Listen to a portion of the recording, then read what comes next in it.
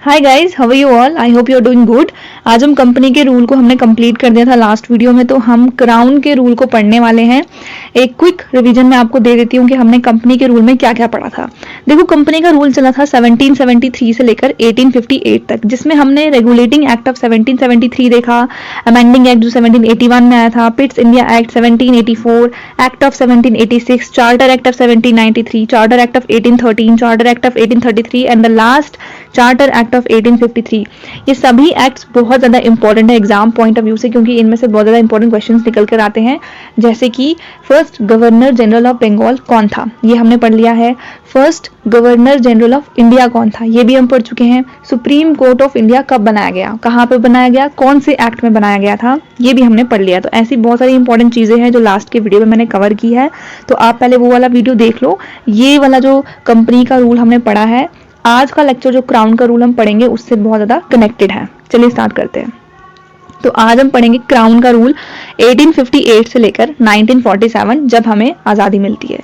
सबसे पहला जो इसमें एक्ट है वो है गवर्नमेंट ऑफ इंडिया एक्ट 1858। 1858 देखकर आपको एक चीज़ याद आनी चाहिए कि 1857 में क्या हुआ था, रिवॉल्ट ऑफ 1857 हुआ था, जिसको फर्स्ट वॉर ऑफ इंडिपेंडेंस भी कहा जाता है, और मोस्टली ब्रिटिशर्स इसको सिपाही म्यूटनी कहते हैं। फर्स्ट वॉर ऑफ इंडिपेंडेंस जो है ये किसने कहा था, आप मुझे कमेंट बॉक्स में बताइए। और इस एक्ट को act for the good governance of India भी कहा जाता है। इसने टोटली ईस्ट इंडिया कंपनी को एबॉलिश कर दिया था इंडिया में, और जो भी इस कंपनी के पास पावर्स थी वो ब्रिटिश क्राउन को दे दी। क्या फीचर्स हैं इसके, देखिए इसने क्या किया, जो गवर्नर जनरल ऑफ इंडिया का डेजिग्नेशन था उसको चेंज करके वॉइस रॉय ऑफ इंडिया कर दिया। कौन से एक्ट ने, 1858 ने। और पहला जो वॉइस रॉय था वो कौन था, लॉर्ड कर्निंग। देखिए, लॉर्ड कर्निंग को लॉर्ड कर्जन के साथ कंफ्यूज मत कीजिए। लॉर्ड कर्जन जो है उसने 1905 में पार्टीशन ऑफ बंगाल करवाया था, लेकिन लॉर्ड कर्निंग जो है ये पहले वॉइस रॉय थे, तो आपको कंफ्यूज नहीं होना है। इसके बाद जो डबल गवर्नमेंट का सिस्टम था उसको एबॉलिश कर दिया इस एक्ट ने। कौन सा डबल गवर्नमेंट, जो बोर्ड ऑफ कंट्रोल और कोर्ट ऑफ डायरेक्टर्स बनाए गए थे, जो हम कंपनी के रूल में पढ़ चुके हैं। एक नया ऑफिस क्रिएट किया, secretary of state for India, जिसको कंप्लीट अथॉरिटी दे दी और कंट्रोल दे दिया हमारे पार्लियामेंट के एडमिनिस्ट्रेशन का। और ये जो सेक्रेटरी ऑफ स्टेट होगा ये ब्रिटिश कैबिनेट का ही एक मेंबर होगा और ब्रिटिश पार्लियामेंट के लिए ही रिस्पॉन्सिबल होगा। फिर एक 15 मेंबर्स की काउंसिल बनाई गई जो इस सेक्रेटरी ऑफ स्टेट को असिस्ट करेंगे, और ये सिर्फ एक एडवाइजरी बॉडी होगी और सेक्रेटरी ऑफ स्टेट ही इस कमेटी के चेयरमैन होंगे। देखिए, जब भी कोई बड़ी पर्सनालिटी किसी कमेटी का मेंबर होता है तो वही चेयरमैन भी होता है। जैसे अगर हम इंडिया की बात करें तो जो भी इंपॉर्टेंट कमेटीज हैं जिनमें प्राइम मिनिस्टर मेंबर है तो ऑटोमेटिकली प्राइम मिनिस्टर उस कमेटी के चेयरमैन हो जाएंगे। तो एक्ट ऑफ 1858 जो है उसने कुछ ज्यादा चीजें यहाँ पर नहीं की, सिर्फ एडमिनिस्ट्रेटिव मशीनरी को थोड़ा सा इंप्रूव किया, कोई बड़ी चेंज ये नहीं ला पाए। इसके बाद हमारा नेक्स्ट है Indian council act of 1861। After the great revolt of 1857, जैसे ही 1857 का रिवॉल्ट होता है, ब्रिटिश गवर्नमेंट को लगता है कि बिना इंडियंस के कॉपरेशन के हम यहाँ पर रूल नहीं कर पाएंगे। तो इसी में वो क्या करते हैं, पॉलिसी ऑफ एसोसिएशन लेके आते हैं, जिसमें वो 3 एक्ट पास करते हैं, 1861, 1892, 1909। ये इंपॉर्टेंट है, ये भी इंपॉर्टेंट है, हम पढ़ेंगे आगे। जो 1861 का एक्ट है वो बहुत ज़्यादा इंपॉर्टेंट है, कॉन्स्टिट्यूशनल और हिस्टोरिकल हिस्ट्री बहुत ज़्यादा इंपॉर्टेंट है इसकी। क्यों, क्योंकि इसने क्या किया कि इंडियंस को अब एसोसिएट करना स्टार्ट कर दिया लॉ मेकिंग प्रोसेस के साथ। ठीक है, अब इंडियंस का भी रिप्रेजेंटेशन होगा लेजिस्लेचर में। कुछ इंडियंस को नॉन ऑफिशियल मेंबर्स बनाकर वॉइस रॉय की एग्जीक्यूटिव काउंसिल में लिया जाएगा। 1862 में लॉर्ड कर्निंग जो तब के वॉइस रॉय थे, इन्होंने 3 इंडियंस को अपनी लेजिस्लेटिव काउंसिल में नॉमिनेट किया। कौन 3 लोग थे, Raja of Banaras, the Maharaja of Patiala and sir Dinkar Rao. इन्होंने डिसेंट्रलाइजेशन के प्रोसेस को इनिशिएट किया। कैसे, जो बॉम्बे और मद्रास की लेजिस्लेटिव पावर्स हमने लास्ट वीडियो में पढ़ा था कि उनसे ले ली थी, वो वापस दे दी। डिसेंट्रलाइजेशन का मतलब क्या होता है, पावर्स को डिवाइड करना। जैसे हमारे पास यूनियन गवर्नमेंट होती है, फिर स्टेट गवर्नमेंट होती है, फिर लोकल गवर्नमेंट होती है, तो इनमें पावर डिवाइडेड है। यहाँ पर भी डिसेंट्रलाइजेशन कर दिया, बॉम्बे और मद्रास को उनकी लेजिस्लेटिव पावर्स दे दी। और ये जो सेंट्रलाइजेशन का काम था ये कब स्टार्ट हुआ था, रेगुलेटिंग एक्ट ऑफ 1773 में स्टार्ट हुआ था, और अपने क्लाइमैक्स में पहुंच गया ये चार्टर एक्ट ऑफ 1833 में, राइट।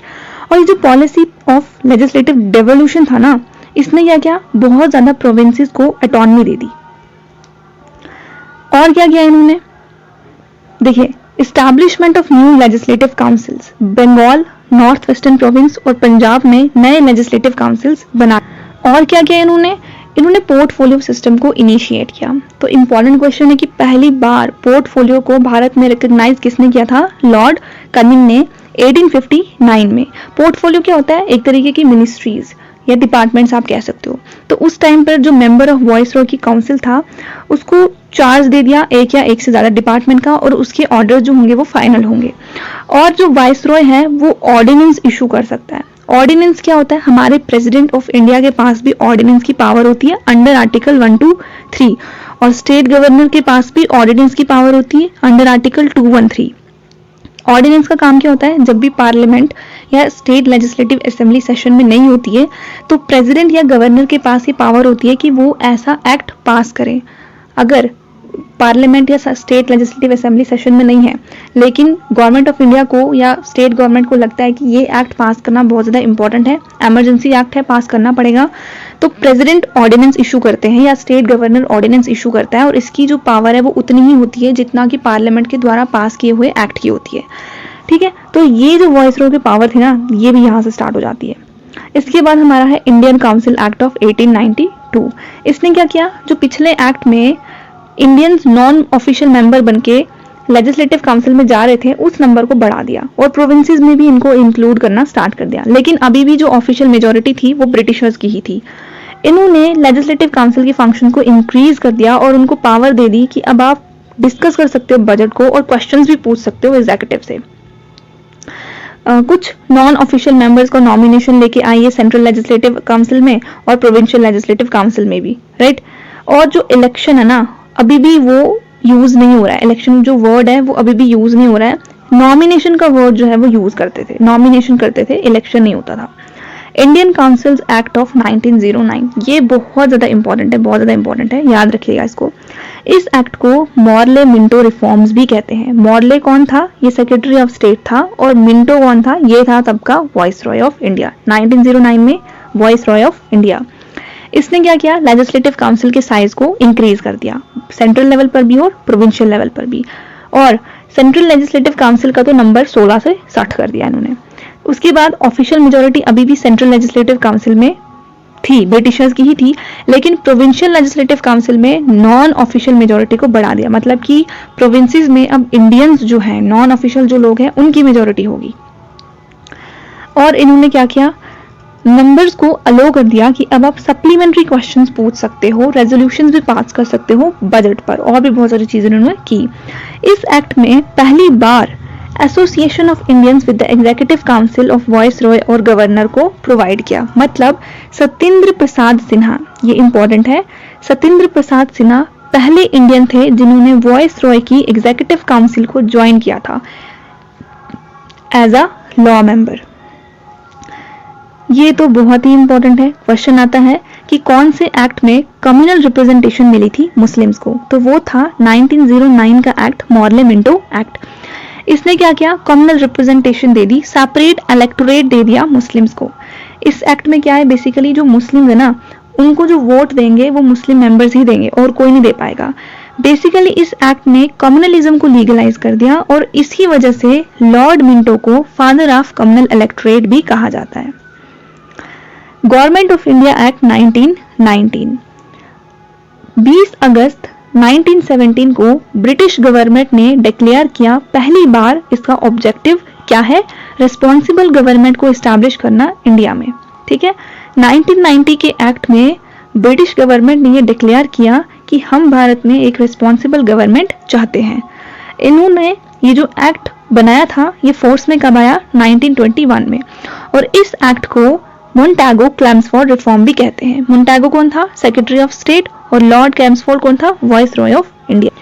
और इस एक्ट ने सेंटर के कंट्रोल को रिलैक्स कर दिया प्रोविंसेस में। कैसे डिमार्केट कर दिया कि ये सेंट्रल सब्जेक्ट है और ये स्टेट सब्जेक्ट है। जो प्रोविंसेस हैं वो अपने जो लॉज है वो खुद बनाएगी, और जो सेंटर है वो अपने लॉज खुद बनाएगी, अपने सब्जेक्ट्स पे लॉज खुद बनाएगी। जैसे हमारे यहाँ पे क्या होता है, फेडरल लिस्ट है, अभी के टाइम पे फेडरल लिस्ट है, कितनी है, 3, सेंट्रल, स्टेट और कंकरेंट। यूनियन लिस्ट में यूनियन लॉ बनाता है, मतलब कि सेंटर लॉ बनाता है। स्टेट लिस्ट में स्टेट लॉ बनाती है। लेकिन कंकरेंट लिस्ट में कौन लॉ बनाता है? इसमें जो भी पहले इनिशिएट करेगा वो लॉ बनाएगा, मतलब कि सेंटर या स्टेट जो भी पहले इनिशिएट करेगा वो लॉ बनाएगा। लेकिन अभी भी जो गवर्नमेंट का स्ट्रक्चर था ना, वो सेंट्रलाइज था और यूनिटरी था, और इसमें प्रोविंशियल सब्जेक्ट को डिवाइड कर दिया दो पार्ट में, ट्रांसफर्ड और रिजर्व्ड। ट्रांसफर जो सब्जेक्ट होंगे उनको कौन देखेगा? Governor with the aid of minister, और ये रिस्पॉन्सिबल होंगे लेजिस्लेटिव काउंसिल के लिए। रिजर्व्ड सब्जेक्ट को कौन देखेगा? गवर्नर और उसकी एग्जीक्यूटिव काउंसिल, लेकिन ये रिस्पॉन्सिबल नहीं होंगे लेजिस्लेटिव काउंसिल के लिए। यहाँ पे रिस्पॉन्सिबल है और यहाँ पे ये रिस्पॉन्सिबल नहीं है। ये ड्यूल स्कीम थी ना गवर्नेंस की, इसको डयार्की बोलते हैं। तो ये इंपॉर्टेंट है। कौन से एक्ट में डयार्की आई थी? Government of India act 1919। और ये डयार्की जो वर्ड है ना, इसका मतलब होता है डबल रूल। ये जो एक्सपेरिमेंट था डयार्की का, ये बहुत ज्यादा अनसक्सेसफुल रहा। पहली बार बाइकैमरलिज्म को इंट्रोड्यूस किया गया और डायरेक्ट इलेक्शंस करवाए गए भारत में। बाइकैमरलिज्म का मतलब होता है टू हाउसेस, जैसे अभी लोकसभा और राज्यसभा है। उस टाइम पे क्या था? अपर हाउस जिसको काउंसिल ऑफ स्टेट कहते हैं, लोअर हाउस जिसको लेजिस्लेटिव असेंबली कहा जाता था उस टाइम पे। जो मेजॉरिटी ऑफ मेंबर थे दोनों हाउसेस में, उनको अब डायरेक्ट इलेक्शन के थ्रू चूज किया जाएगा, इलेक्ट किया जाएगा। इसमें क्या था कि 6 में से जो 3 मेंबर होंगे ना वाइसरॉय की एग्जीक्यूटिव काउंसिल में, वो इंडियन होंगे except commander in chief. Commander in chief हमेशा ही ब्रिटिशर्स का होगा, और बाकी के जो 3 मेंबर होंगे वो इंडियन होंगे। कम्युनल रिप्रेजेंटेशन जो 1909 के एक्ट में सिर्फ मुस्लिम्स को दिया गया था, अब बढ़ाकर Sikh, Indian Christian, Anglo Indians और यूरोपियंस को भी दे दिया। और जो फ्रेंचाइज था, फ्रेंचाइज का मतलब होता है right to vote. Right to vote, ये जो फ्रेंचाइज था ना, ये बहुत कम लोगों को दिया गया था। और कौन से बेसिस पर था? कि प्रॉपर्टी, टैक्स और एजुकेशन। जिन लोगों के पास प्रॉपर्टी है सिर्फ उनको, जो टैक्स पे कर रहे हैं सिर्फ उनको, या फिर जो पढ़े लिखे हैं सिर्फ उनको वोट देने का राइट था। एक नया ऑफिस क्रिएट किया high commissioner for India London में, और ट्रांसफर कर दिए इसको कुछ फंक्शंस। सेक्रेटरी ऑफ स्टेट के कुछ फंक्शंस जो है वो हाई कमिश्नर फॉर इंडिया को ट्रांसफर किए, और पीएससी का जो एग्जाम है ना वो यहाँ पे स्टार्ट कर दिया। सेंट्रल पब्लिक सर्विस कमीशन 1926 में सिविल सर्वेंट्स को रिक्रूट करने के लिए, और पहली बार इन्होंने सेपरेट किया प्रोविंशियल के बजट को फ्रॉम द सेंट्रल बजट, और प्रोविंसेस को कहा कि अब आप अपने बजट को खुद इनैक्ट कर सकते हैं। चलिए अब बात करेंगे हम साइमन कमीशन की, बहुत ज्यादा इंपॉर्टेंट है एग्जाम पॉइंट ऑफ व्यू से। कब बनाया गया? 1927 को, नवंबर 1927 को इसको बनाया। ब्रिटिश गवर्नमेंट ने अपॉइंटमेंट की एक 7 मेंबर की कमेटी, स्टैट्यूटरी कमीशन थी ये, और इसको कौन चेयर कर रहे थे? Sir John Simon. क्या था? देखिए यहाँ पे ये लोग हैं इंडियंस, ये नारे लगा रहे हैं साइमन गो बैक। क्यों ये नारे लगा रहे थे? क्योंकि इस कमेटी के जो मेंबर थे ना वो सारे के सारे ब्रिटिशर्स थे, और इसमें कोई भी इंडियन का पार्टिसिपेशन नहीं था। अब ब्रिटिशर्स अपनी बुराई तो करेंगे नहीं। इस कमीशन को बनाया क्यों गया था? कमेटी को बनाया क्यों गया था? ताकि ये जो नया कॉन्स्टिट्यूशन बनाया गया है ना इंडियंस के लिए, इसमें देखना था कि क्या इंडियंस की कंडीशन इसमें बेहतर हुई है कि नहीं हुई है। अब सबके सब ब्रिटिशर्स होंगे तो वो तो बुराई करेंगे नहीं कि हमने जो कॉन्स्टिट्यूशन बनाया है उसमें भारतीयों के लिए हमने सब कुछ अच्छा ही किया है, वो तो यही बोलेंगे। तो इसीलिए सभी पार्टीज ने इसको बायकॉट किया, सभी इंडियन पार्टीज ने इसको बायकॉट किया। सबमिशन कमीशन ने जो अपनी रिपोर्ट सबमिट की वो 1930 में की, और इसने क्या रेकमेंड किया कि डयार्की को एबॉलिश कर दो, रिस्पॉन्सिबल गवर्नमेंट को प्रोविंसेस में भी एक्सटेंड कर दो, और इनमें कहा कि जो कम्युनल इलेक्टोरेट्स है ना उसको आप कंटिन्यू रखिए, उसको आप खत्म मत कीजिए। और इन्होंने कहा कि 3 राउंड टेबल कॉन्फ्रेंस को लाइए, जिसमें ब्रिटिश गवर्नमेंट, ब्रिटिश इंडिया और इंडिया की जो प्रिंसली स्टेट्स है सबका रिप्रेजेंटेशन होना चाहिए। और इसी डिस्कशन के बेसिस पर white paper on constitutional reforms को प्रिपेयर किया। याद रखिएगा एग्जाम में क्वेश्चन पूछा गया है, white paper on constitutional reform किसका दूसरा नाम है? तो ये साइमन कमीशन का नाम है। और ये जो इसकी रिकमेंडेशन थी वो कहां पर इंप्लीमेंट हुई? जो next government of India act 1935 आया। ये एक्ट बहुत ज्यादा इंपॉर्टेंट है क्योंकि इससे हमारे कॉन्स्टिट्यूशन में हमने बहुत सारी चीजें इंक्लूड की हुई है। अब हम पढ़ेंगे कि कम्युनल अवार्ड क्या है। देखिए ये बहुत ज्यादा इंपॉर्टेंट है। अगस्त 1932 में लाया गया। कौन था उस टाइम पे ब्रिटेन का प्राइम मिनिस्टर? Ramsay MacDonald. ये स्कीम लेके आए representation of the minorities, minorities के लिए ये एक स्कीम लेके आए जिसको कम्युनल अवार्ड कहा गया।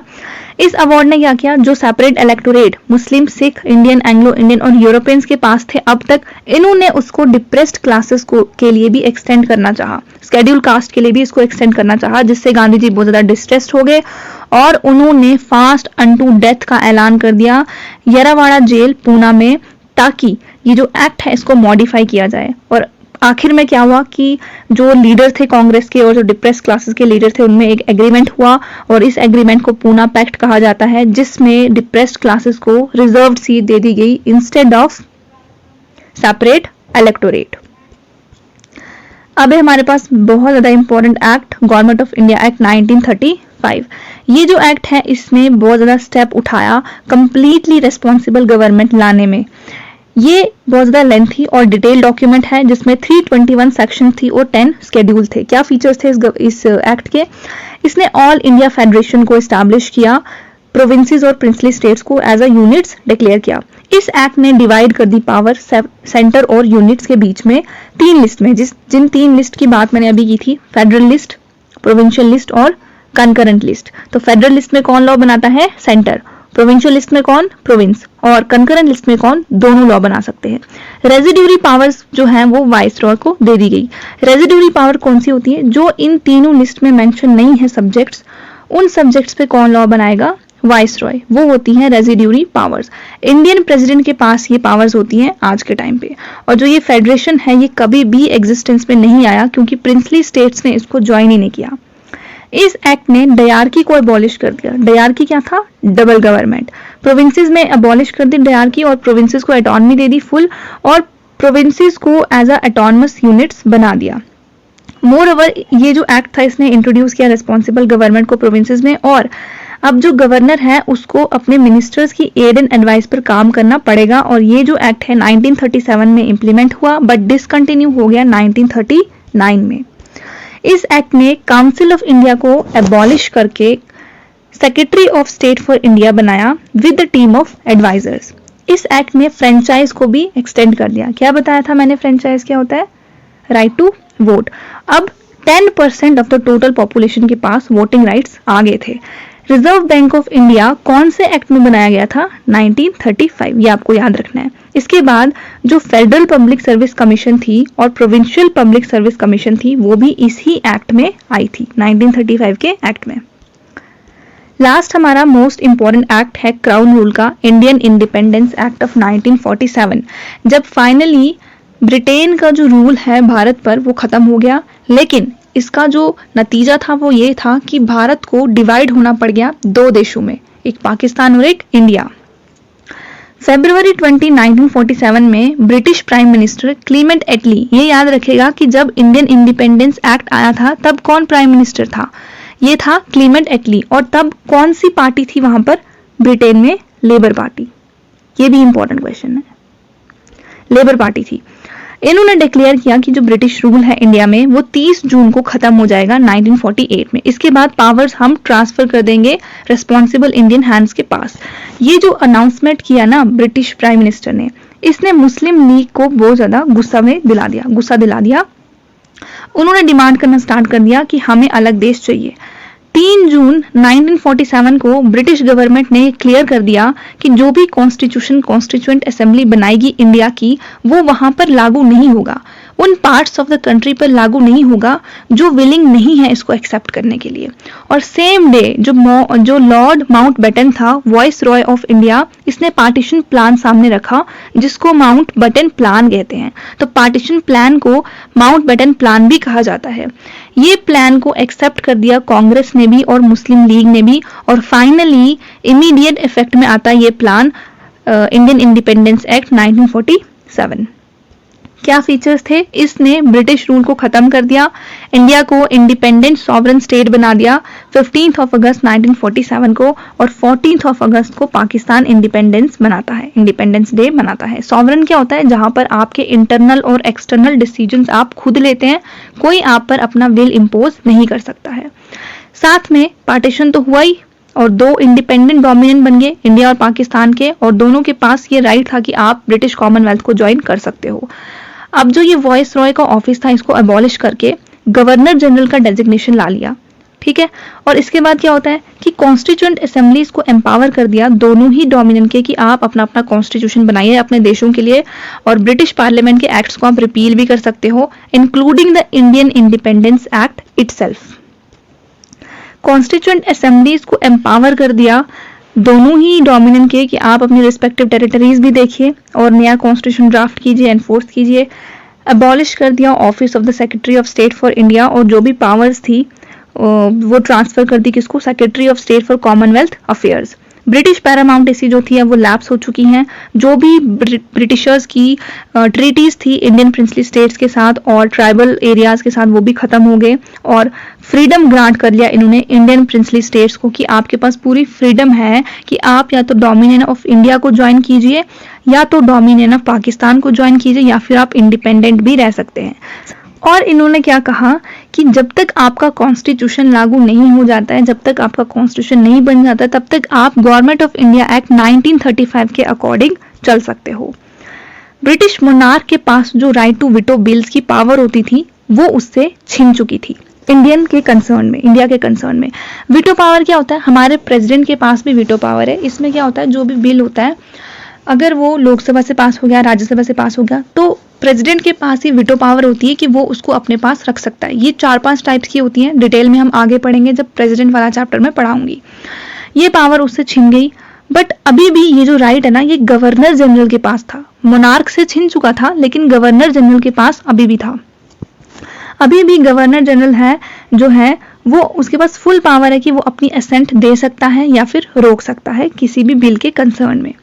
जो गवर्नर जनरल का डेजिग्नेशन था इंडिया में और जो प्रोविंशियल गवर्नर्स का था वो सिर्फ नॉमिनल हेड होंगे अब स्टेट के। It designated the governor general of India and the provincial governor as constitutional head of the state. They were made to act on the advice of the respective council of state. हर एक matter पर उनको अपनी ministers की, council of ministers की advice लेना compulsory था। और इस एक्ट ने क्या किया, जो टाइटल था ना एम्परर ऑफ इंडिया का, उसको भी ड्रॉप कर दिया। इसने डिसकंटिन्यू कर दिया जो भी अपॉइंटमेंट हो रही थी सिविल सर्विसेज की और जो भी रिजर्वेशंस की गई थी by the post of secretary of state for India. लेकिन जो भी मेंबर सिविल सर्विसेज में अपॉइंट हो चुके थे बिफोर अगस्त 15 वो कंटिन्यू रहेंगे और अपना जो एंजॉयमेंट था, जितने बेनिफिट्स उनको मिल रहे थे वो उनको मिलते रहेंगे। अब होता है पार्टीशन। कब हुआ पार्टीशन? 14 से 15 अगस्त की मिडनाइट को पार्टीशन अनाउंस होता है। ब्रिटिश रूल अब जो है टोटली खत्म हो चुका है। पावर्स जो है वो ट्रांसफर हो चुकी है दोनों नए डोमिनियंस के पास। लॉर्ड माउंटबेटन बनते हैं पहले governor general of new dominion of India. ये इंपॉर्टेंट है कि लॉर्ड माउंटबेटन बन गए हैं first governor general of new dominion of India, और इन्होंने भारत के पहले प्रधानमंत्री को शपथ दिलवाई। जो कॉन्स्टिट्यूएंट असेंबली थी इंडिया की, जो 1946 में बनाई गई थी, अब वो पार्लियामेंट बन चुका है इंडिया का। तो यहाँ पर मैं अपने इस लेक्चर को ख़त्म करती हूँ। अगर आपको पसंद आता है लाइक कीजिए, कमेंट कीजिए, शेयर कीजिए और ज़रूर कमेंट बॉक्स में आंसर दीजिए जो भी मैं आपसे पूछती हूँ, क्योंकि इससे आप ही का रिवीजन होगा।